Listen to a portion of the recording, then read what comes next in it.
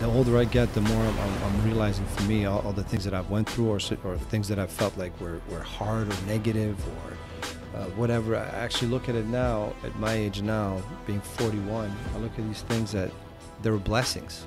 I look at them as blessings now, because they open me up to something else, you know.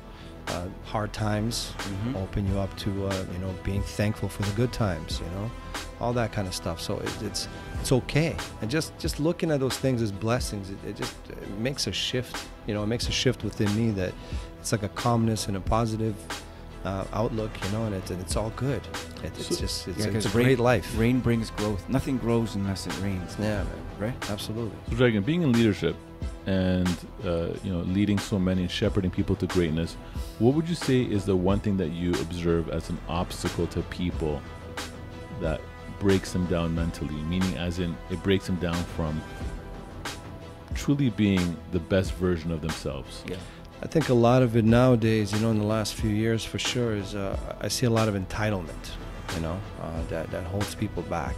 You know, like again, what we talked about earlier, trying to, you know, step out of yourself, outside yourself, look at it as a process. You know, people want things right now, you know, like you said, and when you don't get those things fast, it builds frustration, it builds resentment, it builds all these things, and it makes barriers and roadblocks within your own mind. So you see entitlement. So when you see someone that, you know, feels that something is owed to them, right? And they haven't demonstrated a body of work to kind of get them to maybe their goals, what would you give them as advice? I would say just that, you know, like you got to keep going, that things are just not going to happen. One of the big things when I speak to people, and you know, especially here now within Sentinel, and we have real conversations, I like to connect with people and just let them know that it's bigger than just Sentinel. You know, if we have in these conversations and about growth and about, you know, attacking the job, being a professional, having this mindset, it has to be bigger than just your job. This is you as an individual, like in general. You know what I mean? So yeah, because if it works for life, it could absolutely work for you. So you know, you're looking at these growth, these growing pains, and these steps you want to take, and they're going to benefit you in all areas of your life. So if you look at it like that, I feel like that makes me connect with people a little bit better. You know what I mean? Because we're talking a little bit more in a broader spectrum here about growth, right?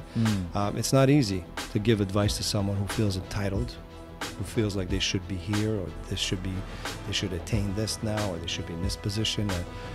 Usually when people get to that, when you start, you know, noticing it, it's been happening for a while. Right. So it could be embedded already, you know.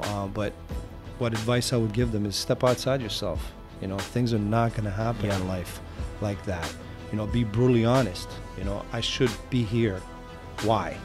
Why should you be there? Like, be really brutally honest with yourself. Do you deserve to be there? What have you been outputting?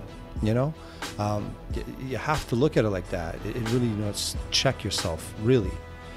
Because it's so easy to say, look, I've been here for 2 years. I should have this position, or I should be getting paid this much money, or, you know, this should be high. And when you don't have that, you're frustrated. You're you know, and it's just negative. So be brutally honest. You know, own up to where you're at right now, and take the necessary steps to get better.